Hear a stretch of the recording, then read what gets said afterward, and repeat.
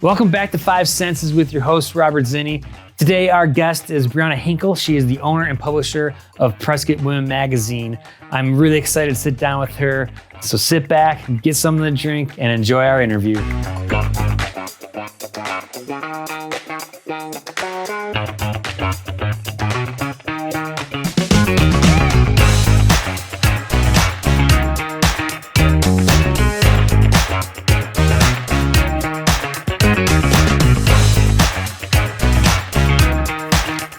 Welcome back to Five Senses. I'm your host, Robert Zinni, and today our guest is Breeanya Hinkel. She is the proud owner and publisher of Prescott Woman magazine, and she's a lifelong Prescottonian. Bree, thanks for coming on our show. How you been? Thank you. Thanks for having me. I've been really good. Nice, yeah. It's good that we have Five Senses and Prescott Women magazine, coming together. I love that. Yeah. So I know that there's a partnership with both entities. So on behalf of John Duncan, what's our partnership if people don't know about that? Yeah, so I met John maybe a year or so ago, and we got to talking about how we're both publishers. Both went to Prescott High School, actually graduated the same class, didn't know each other, which is kind of funny in a small town. Right. And then we started talking about ways that we could support each other, how local publications could really support each other. And so we now have shared distribution racks around town. So you can pick up both the Five Senses and a Prescott Woman magazine at the same time. And so it's cool. And we both have ads in each other's publications too. Right. Yeah, and work together in a few different ways, or, meet for coffee and chat about the publishing world. Right. Well, you got to in a small town like this. We all have to help out each other. So that's great. Yeah. So born, raised here, Prescott, the Quad City area like no other. In your perspective, what makes this place so magical? Well, I think a lot of the people that have lived here a long time, the community around Prescott is you can find a lot of different things, arts, culture, hiking, and just being outdoors. I think the climate here is probably what makes it the most amazing spot to live. Because you can, like today, it's the winter and was 55 degrees or something. And so you can go out hiking in the middle of January. So I think that's what kind of makes Prescott special, is the community and the environment around it. Nice. No, I agree. I'm from Buffalo, New York, so I really appreciate that it's 50 degrees out today and not a blizzard. Not like 30 below? Yeah. Exactly. So, you are the publisher of Prescott Woman magazine. Why did you want to go into that realm? Like, what inspired you to be a publisher or a journalist too? Yeah. So I first started out doing graphic design school. So my background is actually in graphic design. And my first job was I moved away for college for a couple years to North Dakota and worked for their daily newspaper doing ad design. And so that kind of when I moved back, I worked for a print shop and started doing design and layout for a number of different publications that came through Prescott. And then I got an opportunity to actually work for Prescott Woman magazine. It's got to be now 17 years ago or something. So, and then I worked for them for about 10 years, and then had the opportunity to purchase it. So it was kind of a nice just transition into doing what I love, which I still do layout for the magazine, but also being able to kind of dive more into the publishing world of it and learn a lot about that from the previous publications, and then now Prescott Woman. Right. So what goes into your job actually publishing the paper? Yeah, it's a lot of emails. All right. So being a publisher means a lot of organization. So I'm organizing the editorial content that's going in. I'm organizing a lot of the ad spaces. We're a small business, and really I'm kind of the only sole full-time employee. And then I have contract writers, and they do most of the writing for the piece. I have an ad designer who does all the ad design. But other than that, I'm pretty much just organizing and facilitating getting every edition out. Nice. So it's a lot of, Trello boards and emails is a lot of what I do. Okay. Yeah, and if our audience hasn't picked up one of the magazines before, please do.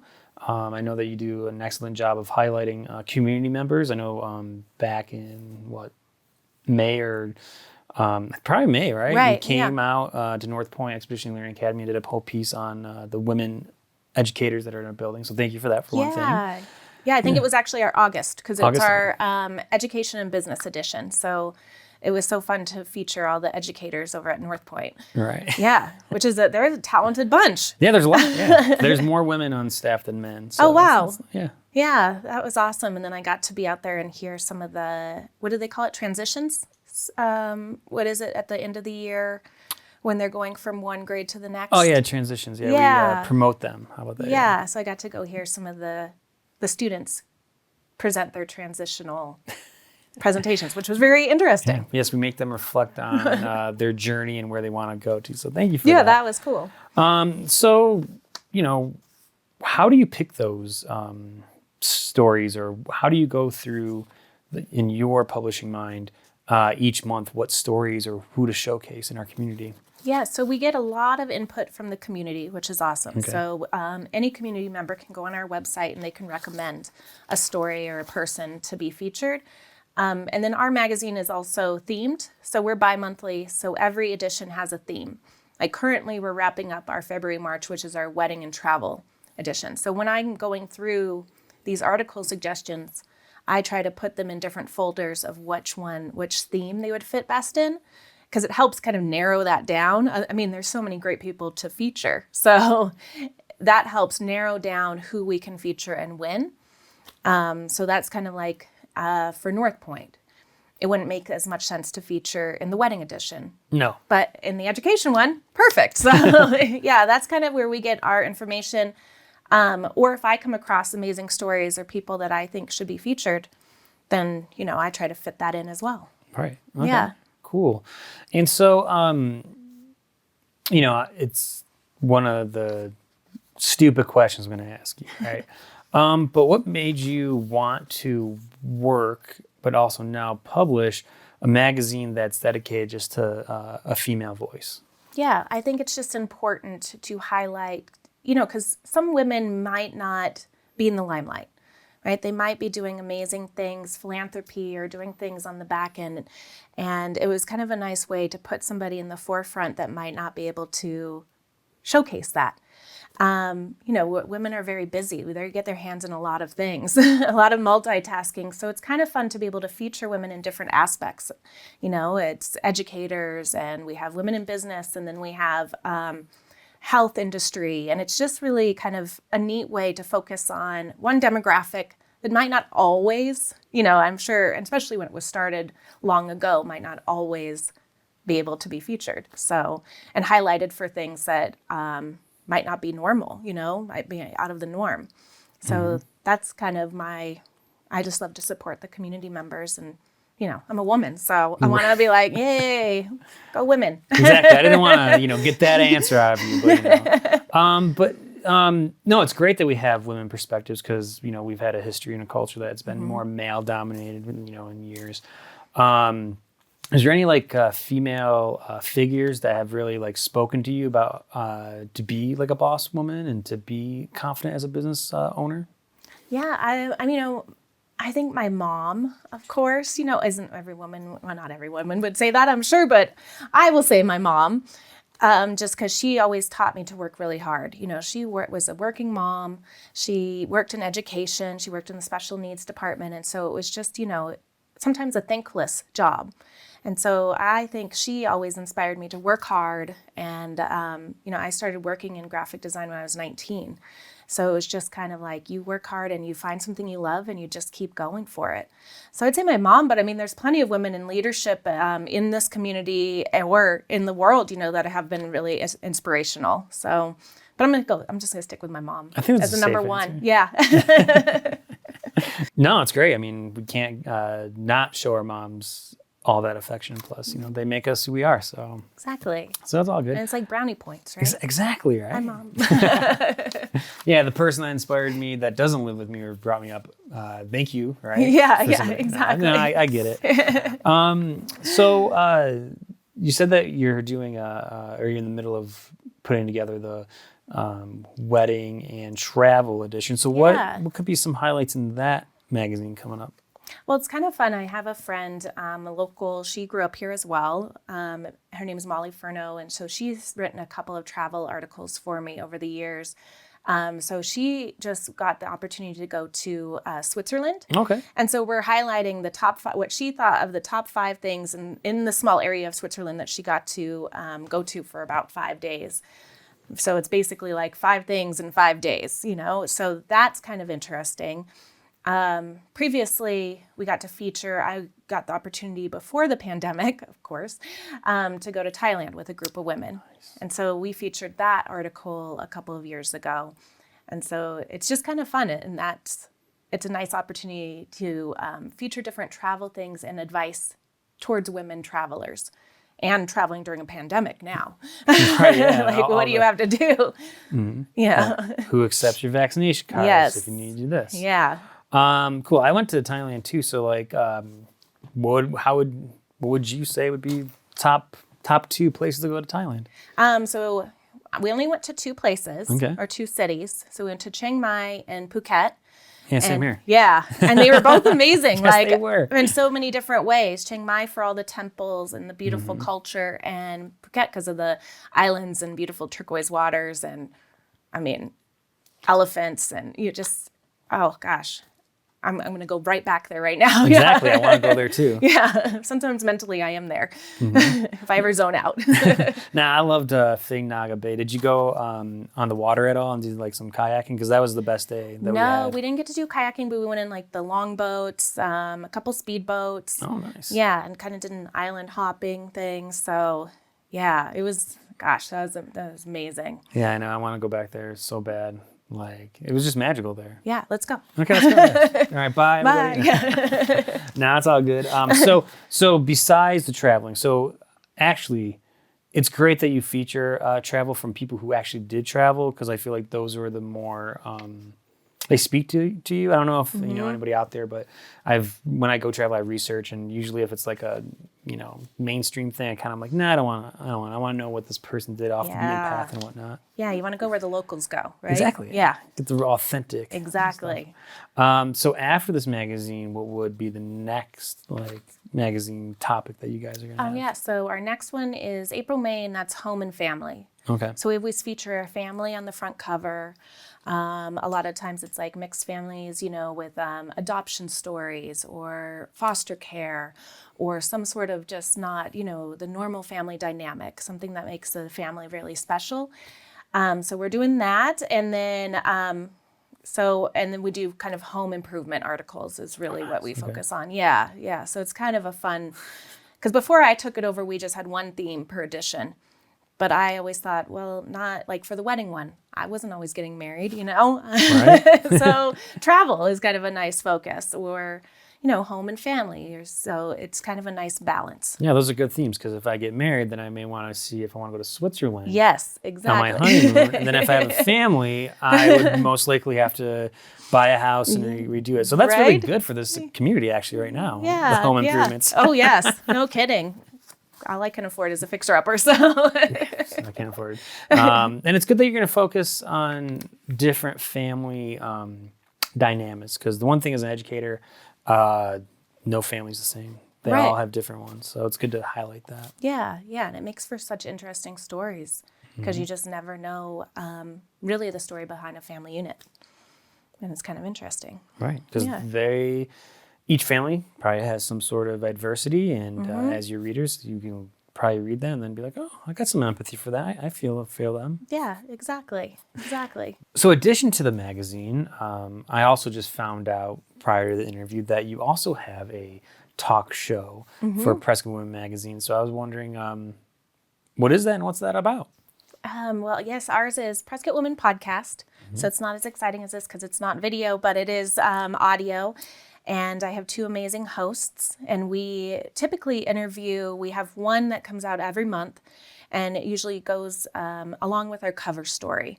So we do the cover story, and then the next month we do our featured nonprofit. So we're always featuring nonprofits in our cover story, and then we try to fit in other podcasts based on interest.